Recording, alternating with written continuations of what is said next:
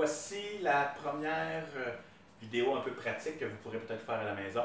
C'est une situation où on arriverait sur les lieux d'un accident.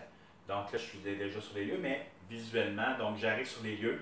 La première chose qui est très importante de faire, c'est de s'assurer que nos lieux sont sécuritaires pour nous et pour notre victime. Bon, là, je m'assurerai que tout autour, je dasse les objets. Donc, si c'est le cas ici, je peux déplacer la chaise pour pouvoir prendre les lieux sécuritaires. Ici, j'ai un chien, mais il n'a pas l'air trop compliqué. Fait que, donc, mes lieux sont sécuritaires pour ma victime et pour moi aussi, donc il n'y a aucun danger. Je vous rappelle que j'ai mis des gants très importants pour notre sécurité et je vais aller vraiment voir qu'est-ce que autour de nous. Ce qui fait donc que, ah, ok, mon lieu va se rendre sécuritaire. Fait que, voilà. Donc, et voilà, bon, ça c'est voulu dans la vidéo, gars. Fait que, donc, première chose que je vais vérifier, c'est si ma personne, elle est consciente. Pour ce faire, la première chose, c'est d'aller voir avec le son pour lui parler. Madame, m'entendez-vous? Donc, madame, elle ne réagit pas, là. Bon, fait que là, elle ne réagit pas, donc j'ai pas de réaction. Je sais qu'elle est, présentement, elle serait peut-être inconsciente. Si j'ai une réaction, je vais pouvoir lui parler, lui expliquer, lui poser des questions. Qu'est-ce qui s'est passé? Pour l'instant, elle ne réagit presque pas. OK? On va dire qu'elle ne réagit pas, là.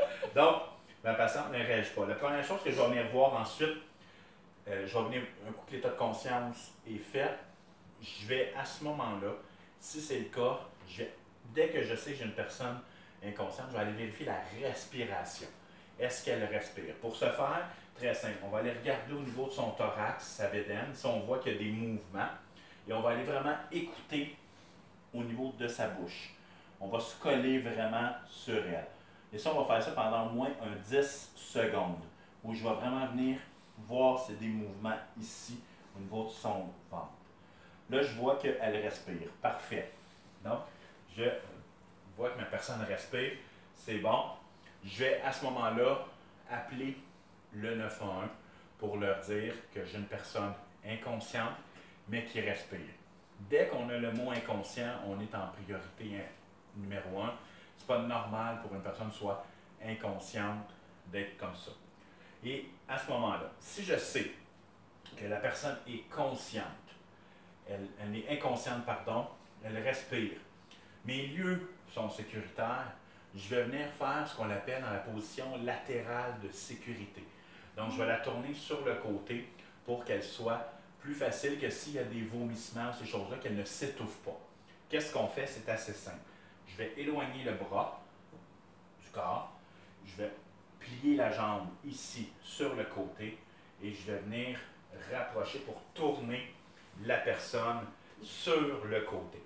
De cette façon-là,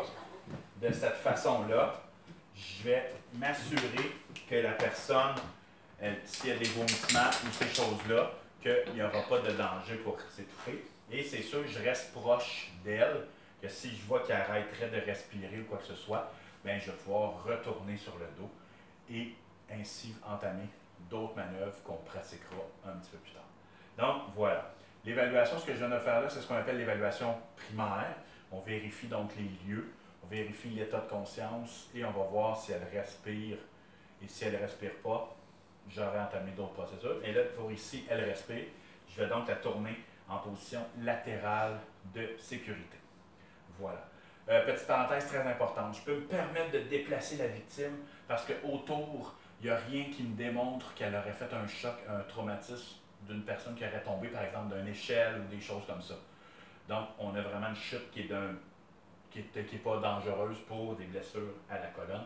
C'est pour ça que je peux tourner la victime. Sinon, vous avez un doute, vous ne la déplacez pas. C'est bon? Donc, ici, position latérale de sécurité, vous pourriez le faire facilement chez vous, juste pour venir voir les lieux. Donc, parfait. Et voilà.